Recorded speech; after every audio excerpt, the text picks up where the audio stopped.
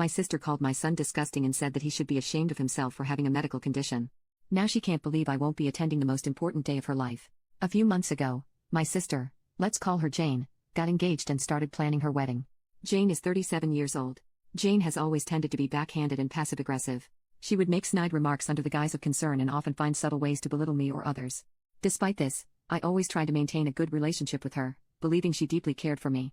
This all came to a head during a recent family gathering at Jane's house. My son, Liam, who is 7 years old, has a bladder issue that sometimes causes him to have accidents. We've been working with doctors and trying our best to manage it, but it's a sensitive topic for him. During the gathering, Liam had an accident.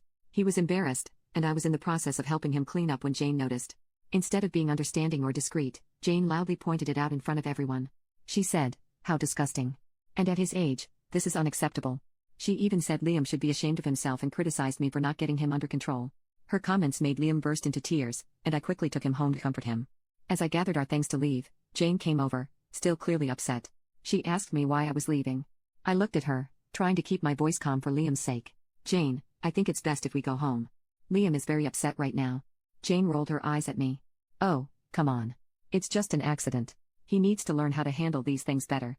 You can't just coddle him forever." My patience was wearing thin, but I tried to explain again. "Jane, Liam has a medical condition. We're working with doctors, and it's a sensitive issue for him. Your comments just now were hurtful. I was just telling the truth. He needs to toughen up. You're not doing him any favors by babying him." At this point, I was furious but didn't want to escalate the situation in front of Liam. I took a deep breath and said, "We'll talk about this later, Jane. Right now, I need to take care of my son." Without waiting for a response, I gathered Liam and headed to the car. On the drive home, I couldn't shake the image of Jane's face and her harsh words. This wasn't the first time she had made Liam feel bad about his condition. I had hoped she would understand and show some empathy each time, but it seemed she was only getting worse. The next day, I called Jane to talk about what had happened. From what I can remember, this conversation is the one I had. I wanted to explain again, away from the heat of the moment, and hoped she would see reason. "Jane, about yesterday. I need you to understand how much your words hurt Liam. He's already struggling, and your comments made him feel even worse." Instead of apologizing, Jane was very defensive. "I'm not going to apologize for telling the truth. You need to stop coddling him, and he needs to learn to deal with the real world." Her response was like a punch to the gut. I had hoped for some empathy and understanding, but it was clear she wouldn't give it. "Jane, I don't think you understand how serious this is. He has a medical condition. It's not something he can just toughen up from." She told me, "Look, I have a wedding to plan. I don't have time for this drama." When Jane's wedding invitations went out, I received one but felt conflicted. On one hand, she's my sister, and it's a significant event in her life. On the other hand, I couldn't forget how she humiliated my son and her refusal to apologize. After much thought, I decided to decline the invitation. I didn't feel comfortable celebrating with someone who had been so cruel to my child. When Jane found out, she was livid. She accused me of trying to ruin her special day and called me petty and overdramatic. Some family members sided with her, saying I should let it go for family harmony, while others understood my decision and supported me. This wasn't the first time Jane had done something like this. She has a history of making hurtful comments about Liam's condition and generally lacks sensitivity when it comes to his medical issues. I've tried to address it calmly each time, hoping she would eventually understand and be more considerate. Unfortunately, she never changes, and her behavior hurts my son. Jane and other family members have been blowing up my phone. Update 1. I bring Liam to these gatherings because he loves his cousins and enjoys spending time with family. Liam doesn't like wearing pull-ups or diapers, so I haven't necessarily been using them. Now, to further update. I've talked to Liam about what happened. I told him it wasn't his fault, and Aunt Jane was rude and inconsiderate.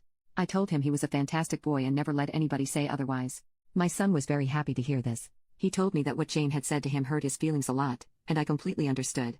I asked him if he wanted to continue attending these family events. He said no.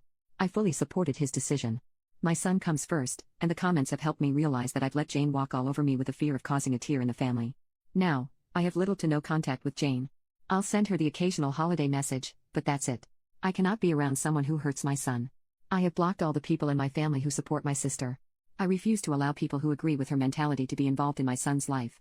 I love my son with all my heart, and I would do anything for that little guy. I regret not having stopped sooner. However, I know that I can be a better mom, and that's exactly what I'm going to do. I messaged the family, who contacted me in a mass group chat, and told them we would no longer be coming to any family events. If they wanted to see my son, they would have to go individually, or the event would have to be hosted by me. I also told them that my sister's behavior needed to be fixed because that was the reason our family was being torn apart. Not because I'm not going to her wedding, but because she decided to make fun of my child. My mother is on my side and fully supports my decision. My father is still stuck in the middle, and I think I should make close contact with him too. I will keep in touch with you all and keep the updates coming whenever possible. All I know is that even if she gives my son the apology he deserves, I want nothing to do with her. I don't want her around my son. Update 2. My sister Jane married on December 4th, and it has been such a roller coaster. I did not go to the wedding or any after-party or gathering they had. I'm not at all interested in any of their plans. I heard that red wine spilled on her dress, ruining the photos.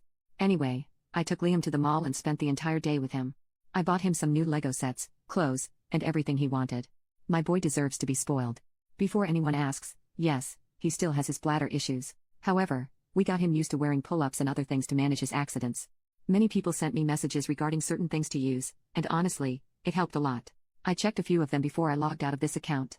It wasn't easy getting him used to the change, but Liam understood that it was for the best and learned to use them.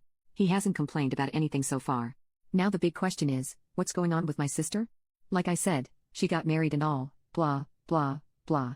According to her maid of honor, she was a real bridezilla. So glad I wasn't there. I feel bad for her fiancé. I still have no contact with her or anyone in my family who supported her. My mother has been my rock. It hasn't been that hard to adjust. My father has been cut off. As well.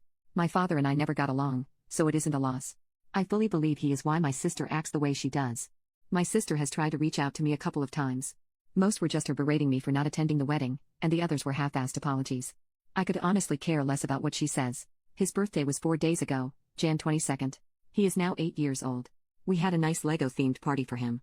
My mom, a few cousins, and his school friends were invited. He had an accident during the party, but finally, no one was there to berate him for something he couldn't control.